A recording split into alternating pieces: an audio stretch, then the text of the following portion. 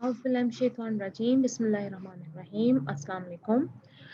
अम, हमने एम्पलीफायर्स का topic start किया हुआ है और अब हम एम्पलीफायर्स की डिफरेंट जो बाइसिंग कंडीशंस हैं उनको स्टडी करेंगे। जैसे इसमें कॉमन एमीटर एम्पलीफायर होगा, कॉमन कलेक्टर होगा और इसके अलावा कॉमन बेस एम्पलीफायर होगा। तो आज हम कॉमन एमीटर एम्पलीफायर को देखते हैं। तो आमतौर पर जो कॉमन एमीटर कॉन्फ़िगरेशन है, इसमें हमारे पास एमीटर को हम एज़ अ कॉमन टर्मिनल लेते हैं या फिर इसको हम ग्राउंड ले लेते हैं, ग्राउंड टू एसी सिग्नल।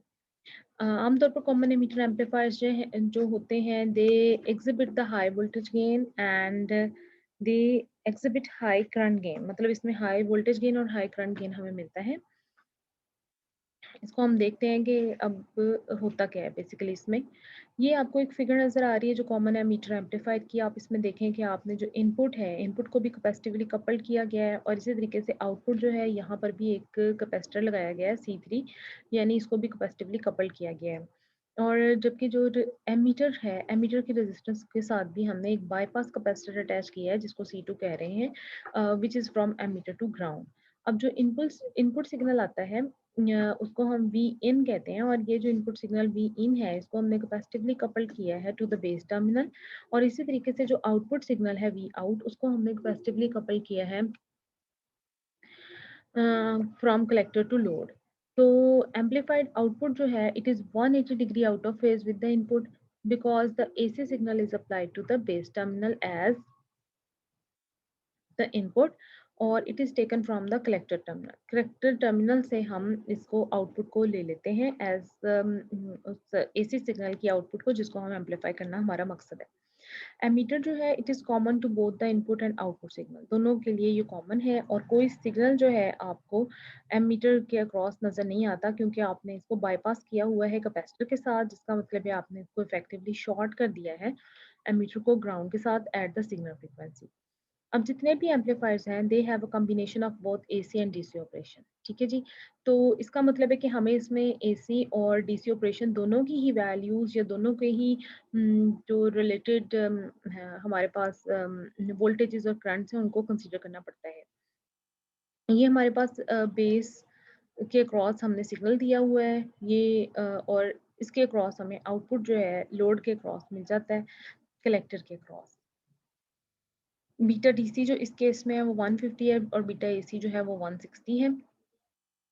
अब फेज इन्वर्शन की हम बात कर लेते हैं। आउटपुट सिग्नल जो है it is 180 degree out of phase with the input signal. क्योंकि जो इनपुट सिग्नल में वोल्टेज चेंज होता है तो उसके नतीजे में एसी बेस करंट चेंज होता है। एसी बेस करंट के चेंज होने से कलेक्टर करंट चेंज होता है और ये क्यू पॉइंट की वैल्यू के हिसाब से चेंज हो रहा होता है। अगर बेस करंट इंक्रीज होता है तो कलेक्टर करंट भी इंक्रीज हो रहा होता है और उसके नतीजे में क्या होता है वोल्टेज ड्रॉप जो क्रॉस आरसी है वो बढ़ जाता है, जिसका मतलब है कि जो कलेक्टर वोल्टेज है वो रिड्यूस होना शुरू हो जाता है। जैसे जैसे कलेक्टर करंट इंक्रीज होता है कलेक्टर एमीटर वोल्टेज जो है वो डिक्रीज हो जाता है और इस तरीके से जब कलेक्टर करंट डिक्रीज होगा तो कलेक्टर एमीटर वोल्टेज जो है वो इंक्रीज हो जाता है और फाइनली जो हमें आउटपुट वोल्टेज सिग्नल मिलता है it is inverted 180 degrees from the input signal. तो इस तरह इस चीज़ को हम कहते हैं फेज इन्वर्शन कि जो हमारे पास इनपुट सिग्नल है वो चेंज हो जाए और उसमें एक ऑपोजिट चेंज आए जब हम उसको कलेक्टर सिग्नल के तौर पर रिसीव करें, यानी वो एम्पलीफाइड भी हो जाए और इसके अलावा वो ऑपोजिट भी हो जाए तो उसको फिर हम फेज इन्वर्शन कहते हैं।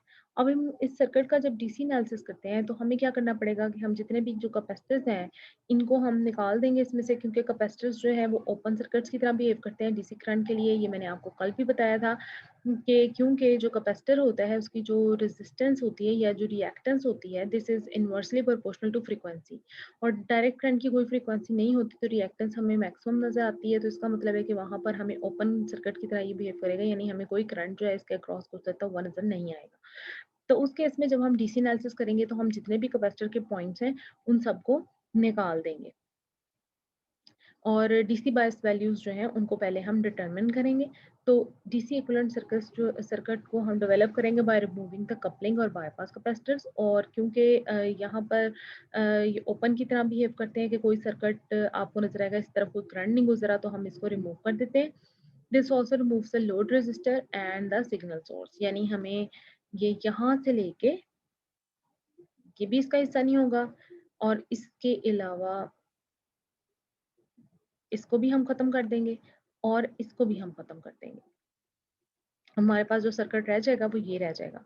अब इसको जब हम करते हैं सॉल्व, तो सबसे पहले हम लेंगे कि यहाँ पर ये जो रेजिस्टेंस है R1 और R2, यहाँ पर थेवेनिन थ्योरम एक होता है, उसके अकॉर्डिंगली हमें इस रेजिस्टेंस को थेवेनाइज करना पड़ेगा। यानी थेवेनाइज क्या होता है कि अगर हमारे पास इस तरीके से कोई सोर्सेज वगैरह अटैच हो तो हमें ये R1 और R2 जो है वो पैरेलल रेजिस्टेंस की तरह नजर आएंगे और फिर इनका जो इक्विवेलेंट रेजिस्टेंस हम लेंगे वो हमारे पास R थेवेनिन होगी। पैरेलल रेजिस्टेंस के केस में क्या होता है, जैसे अगर ये एक रेजिस्टेंस लगी हुई है और एक ये रेजिस्टेंस लगी हुई है और ये पैरेलल है, तो हम इनकी इक्विवेलेंट रेजिस्टेंस यहाँ पर निकालते हैं। ये इक्विवेलेंट रेजिस्टेंस कैसे आएगी, पैरेलल कॉम्बिनेशन में हम 1/R1 प्लस 1/R2 करते हैं, और जब हम 1/R1 और 1/R2 करते हैं तो उसके बाद हम इसका ले लेंगे एलसीएम। ये आएगा जी R1 और R2, जबकि ऊपर हमारे पास आ जाएगा जी R2 प्लस R1। फिर हम इसको कर लेंगे इनवर्स, मतलब अब जो आर थेवेनिन होगी that will be equal to R2 R1 divided by R1 plus R2।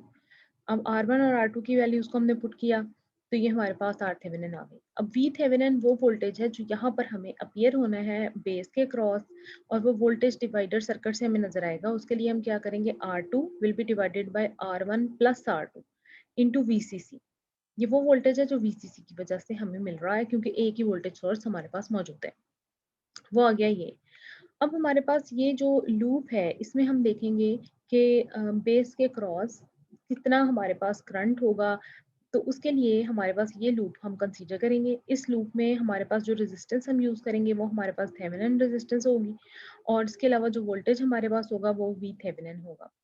तो हमारे पास जो इनपुट वोल्टेज है, क्योंकि वो जो टोटल वोल्टेज है वो वी थेवेनिन है, तो अकॉर्डिंग टू केवीएल रूल वो हमारे पास कैसे आएगा जी, V Thevenin now will be equal to voltage drop जो हमारे पास हो रहा है थेवेनिन रेजिस्टेंस के क्रॉस, यानी उसको हम कह सकेंगे आई बी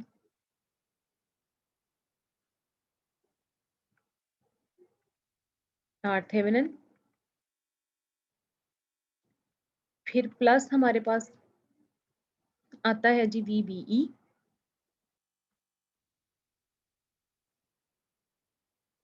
मतलब यहाँ पर जो बेस टू मीटर है, और प्लस हमारे पास आता है IE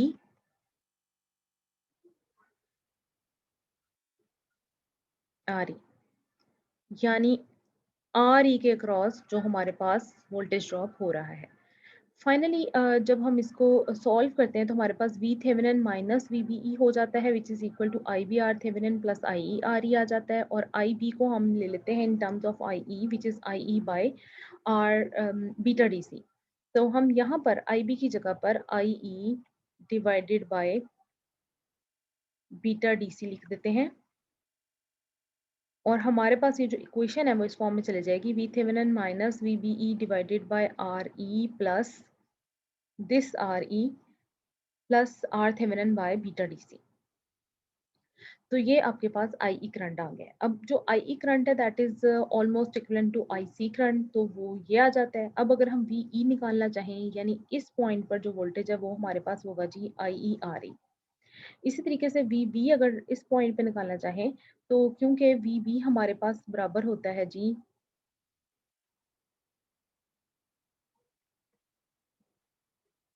VBE is equal to VB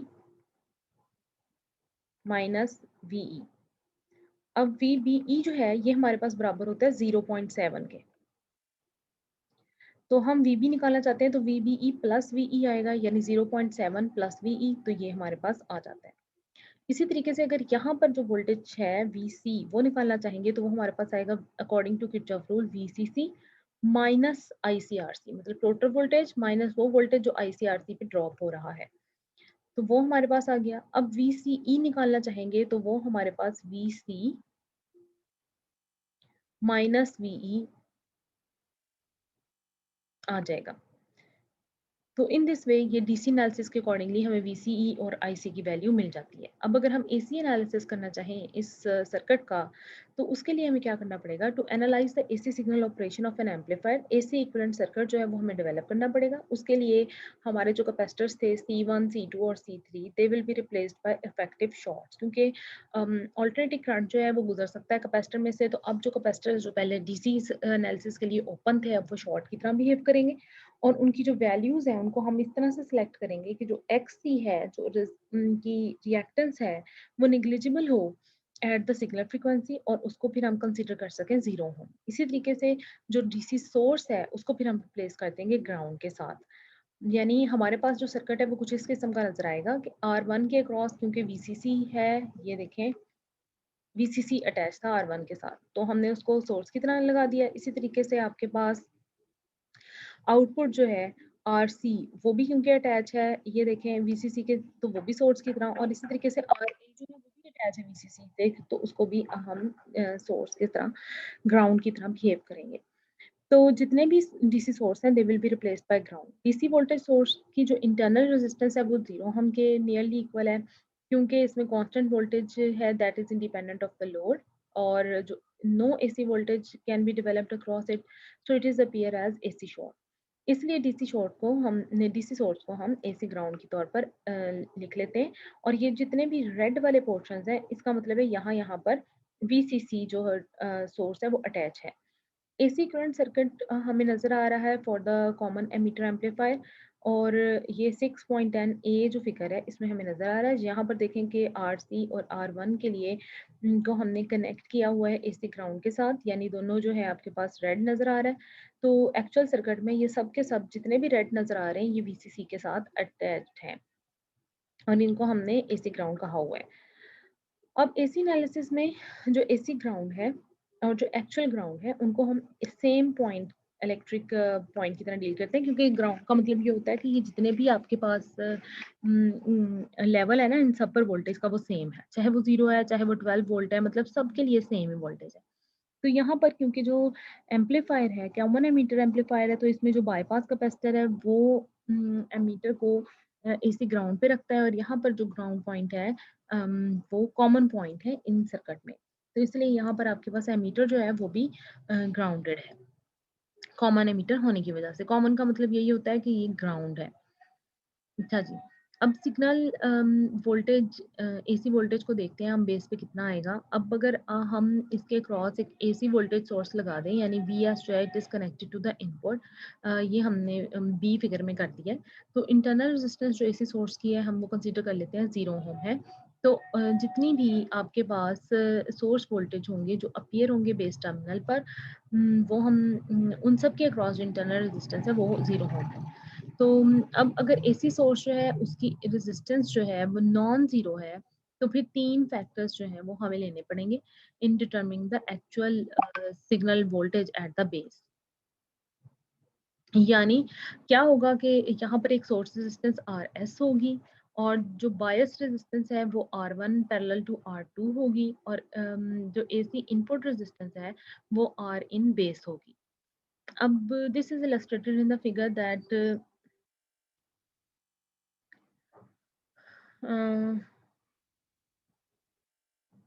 and simplified by combining R1, R2 और R in base in the parallel to get the input resistance. Input resistance हासिल करने के लिए हम R1, R2 और R in base सबको लेंगे parallel combination में, which is the resistance seen by the AC source connected to the input. ये आप देखें कि ये हमारे पास जो R in base है ना, यहाँ पर इसके क्रॉस जो रेजिस्टेंस है वो भी हमारे पास यहाँ आएगी, और हम एक नई फिगर में देखते हैं। ये सोर्स आ गया, ये सोर्स की रेजिस्टेंस आ गई, R1, R2 और R इन बेस, ये सब पैरेलल कॉम्बिनेशन में आपको नजर आएंगी।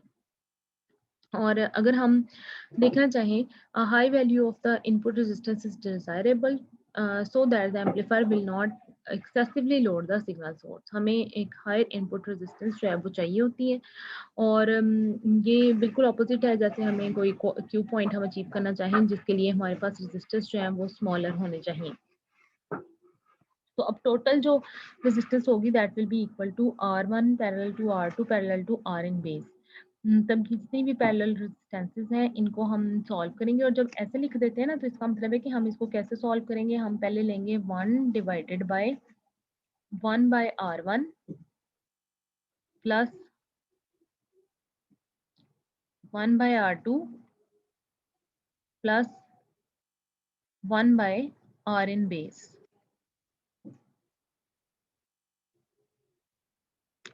इन सबको लेंगे ऐसे और फिर 1 से डिवाइड करेंगे तो हमारे पास टोटल रेजिस्टेंस आ जाएगी ये वाली। और ये जो आर इन टोटल है इसको हम आर एस के साथ सॉल्व करेंगे तो फिर हमारे पास जो बेस के क्रॉस रेजिस्टेंस है वो आ जाएगी। और अब अगर हम बेस वोल्टेज मालूम करना चाहते हैं तो वोल्टेज डिवाइडेड कन्फिग्रेशन बन जाती है। उसके लिए हम क्या करते हैं, हम आर इन टोटल है, ये आर अगर बेस है इसके क्रॉस हमने वोल्टेज मालूम करना है तो हमारे पास वो किस तरह आएगा, क्योंकि ये रेजिस्टेंस आर इन मौजूद है, R in divided by R S plus R in total. ये होता है वोल्टेज डिवाइडर के क्रॉस। हम वोल्टेज अगर इसके क्रॉस देखना चाहते हैं तो हम ऐसे लेंगे, अगर आर एस के क्रॉस लेना चाहेंगे तो फिर हम आर एस और it will be divided by R S plus R in total होगा। लेकिन क्योंकि हमने बेस के क्रॉस लेना है वहां पर ये रेजिस्टेंस मौजूद है तो हम फिर क्या करेंगे, base will be equal to R in total divided by R S plus R in total into this V S. ये हमारे पास बेस वोल्टेज आ जाएगा। अगर इस सूरत में आपके पास आर एस जो है it is very very smaller than R in total, तो फिर वी बी जो है this will be nearly equal to V S. क्यों? क्योंकि जब आर एस बहुत स्मॉलर होगी इससे तो आर इन टोटल को आप आर इन टोटल से कैंसिल आउट कर देंगे और आपके पास जो वी एस वोल्टेज है वही वी बी वोल्टेज के बराबर आ जाएगा, जिसको आप इनपुट वोल्टेज कह सकेंगे। अब अगर आप इनपुट रेजिस्टेंस देखना चाहें बेस पे तो वो हम कैसे करेंगे, इसके लिए हमारे पास ये एक एसी मॉडल है सेम एम्पलीफायर का, जिसमें हमने ये वी बी हमारे पास बेस वोल्टेज आ गया, फिर ये बेस आ गई पॉइंट। यहाँ पर जो आपके पास है ये एमीटर के क्रॉस, एमीटर की बेस एमीटर इनपुट जो इंटरनल रेजिस्टेंस है वो आर ई प्राइम है और ये एमीटर लगा हुआ है। ये आपके पास कलेक्टर है और यहाँ पर जो करंट आपके पास आ रहा है beta A C into I B is equal to I C आ जाता है। और सिमिलरली आर सी जो है वो आपके पास वो आर सी के क्रॉस आ जाता है।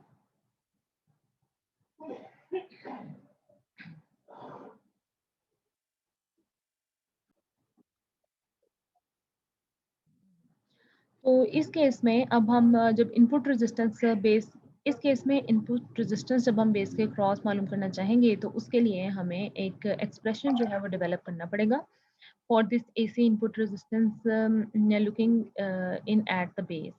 तो उसके लिए हमने सिंप्लीफाइड आर पैरामीटर मॉडल जो है वो ट्रांजिस्टर का इस्तेमाल कर लिया है और इसमें हमें कुछ कनेक्टेड नज़र आ रही हैं चीज़ें एक्सटर्नल कलेक्टर रेजिस्टेंस के साथ। तो इनपुट रेजिस्टेंस जो बेस पे वो हमें कैसी नजर आएगी, that will be equal to R in base जो इस जगह पर नजर आएगी, that will be equal to V input by I input.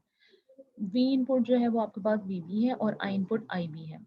और अब बेस वोल्टेज जो है हमारे यहाँ पर जो मिलेगा वो वही होगा जो यहाँ पर वोल्टेज नजर आ रहा है, क्योंकि आपके पास जो यहाँ वोल्टेज है वही आपके पास वोल्टेज यहाँ है और यहाँ पर जो वोल्टेज है वो आई ई आर ई प्राइम के बराबर है।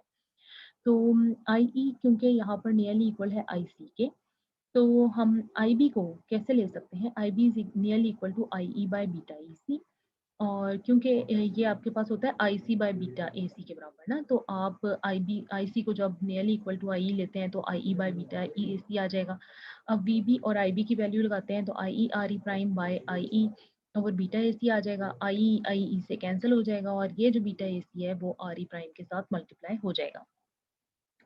ये आ गई आपके पास इनपुट रेजिस्टेंस। अब अगर आर आउटपुट रेजिस्टेंस देखें तो ये आउटपुट रेजिस्टेंस आर सी के ही इक्वलेंट नजर आ रही है हमें यहाँ पर। Common it is the resistance looking in at the collector और ये अप्रोक्सीमेटली इक्वल है कलेक्टर रेजिस्टर के। और अगर हम इसकी internal resistance R C prime भी ले लें तो आउटपुट रेजिस्टेंस जो होगी that will be the R C parallel to R C prime. और क्योंकि इंटरनल रेजिस्टेंस आर सी जो है वो बहुत बड़ी है as compare to R C, तो ये फिर हमें तकरीबन आर सी के बराबर ही नजर आएगी। अब हम आ जाते हैं वोल्टेज गेन की तरफ। वोल्टेज गेन हमारे पास क्या होगा, वोल्टेज गेन को हम किस तरीके से रिप्रेजेंट करते हैं, वोल्टेज गेन हमारे पास होता है जी output voltage ratio of the output voltage to the input voltage. तो ये वोल्टेज गेन ही हमें बताता है कि कितना ज़्यादा हमारे पास जो सिग्नल है वो एम्पलीफाई हो चुका है। So this is the ratio of the AC output voltage to the AC input voltage. Output voltage हम कलेक्टर पे लेते हैं और इनपुट जो है वो हमने बेस पे दिया होता है, तो वी आउट बाई वी इन जब करते हैं तो वी सी बाई वी भी आएगा। अब वी सी जो है वो हमारे पास बराबर है अल्फा ए सी आई ई आर सी के, और अल्फा ए सी को हम बहुत स्मॉल वैल्यू की वजह से ऑलमोस्ट निगलेक्ट कर देते हैं, that is I E R C, और वी भी हमारे पास आई ई आर ई प्राइम है। तो जब हम इसको सॉल्व करते हैं तो आई ई आई से कैंसिल हो जाता है, तो this is R C over R E prime आ जाता है जो कि वोल्टेज गेन है। तो ये हमें नजर आ रहा है कि ये बेस टू कलेक्टर जो वोल्टेज गेन है, इसमें ओवरऑल गेन जो है वो हमें नजर आ रहा है कि वो source to get the overall gain of the amplifier from source voltage to collector, attenuation भी इसमें include होगी। Attenuation क्या होती है? This is the reduction in the signal voltage as it passes through a circuit and corresponds to a gain of less than 1। मतलब ये एक reduction होगी सिग्नल वोल्टेज में जैसे ही वो सर्किट में से पास करता है, और ये गेन को उस वक्त होता है जब गेन लेस देन 1 होती है। अगर सिग्नल एम्पलीट्यूड जो है it is reduced by half, तो अटेन्युएशन 2 होगी, which can be expressed as gain of 0.5 because gain जो है वो रेसिप्रोकल होता है अटेन्युएशन के। इसी तरीके से अगर सोर्स जो है वो प्रोड्यूस करता है 10 मिली वोल्ट इनपुट सिग्नल को, और जो सोर्स रेजिस्टेंस है it is combined with the load resistance, और उसके नतीजे में 2 मिली वोल्ट आउटपुट सिग्नल आता है, तो इस केस में अटेन्युएशन जो है इट इज 10/2 5 हो जाएगा, जिसका मतलब है कि जो इनपुट सिग्नल है वो रिड्यूस हो गया बाय फैक्टर ऑफ 5, और जो हमें गेन है वो 0.2 मिलेगी। तो अब हम देखते हैं यहाँ पर कि एम्पलीफायर जो है it has a voltage gain from base to collector A B, और अटेनुएशन जो है from source to base V S by V B है। तो ये अटेनुएशन जो है if it is produced by the source resistance and the total input resistance of the amplifier acting as a voltage divider. तो attenuation हमें क्या मिलती है? V S by V B है। तो उसके लिए हम इसको क्या करते हैं, हम वी एस हमारे पास आएगा यहाँ पर R S plus R in total, which is divided by the base voltage which is R in total। तो ये हमारे पास आएगा जी R S plus R in total divided by R in total जो बेस पर मौजूद है हमारे पास। तो ओवरऑल जो वोल्टेज गेन है अब वो होता है हमारे पास बेस टू कलेक्टर हम लेते हैं V C by V B, और it is the reciprocal of the attenuation which is V B by V S. तो हम V C by V B को V B by V S के साथ multiply करते हैं, तो हमारे पास वी बी और वी बी कैंसिल हो जाएगा, और ये रह जाएगा V C over V S, यानी ओवरऑल वोल्टेज गेन होगा कलेक्टर वोल्टेज और सोर्स वोल्टेज का जो आपके पास रेशो है, यानी जो कलेक्टर पर आपको मिला है और जो सोर्स है, उन दोनों को आप रेशो लेंगे। और ये क्यों आया है? क्योंकि ये वोल्टेज गेन है कलेक्टर टू बेस, और अटेन्युएशन क्या है? Source to base. तो आप इन दोनों को मल्टीप्लाई करते हैं तो आपको टोटल मिल जाती है जो भी वोल्टेज गेन है। तो यहाँ तक ही आज हम अपना जो लेक्चर है वो स्टॉप कर देंगे, और बाकी मुख्तलिफ जो इफ़ेक्ट्स हैं बाईपास कैपेसिटर के वोल्टेज गेन पर, या फिर विदाउट बाईपास कैपेसिटर या लोड का जो इफ़ेक्ट है, और इसी तरीके से स्टेबिलिटी वगैरह जो वोल्टेज गेन की है और करंट गेन वगैरह जो है वो हम अपने नेक्स्ट लेक्चर में इंशाल्लाह डिस्कस करेंगे, that will be on tomorrow.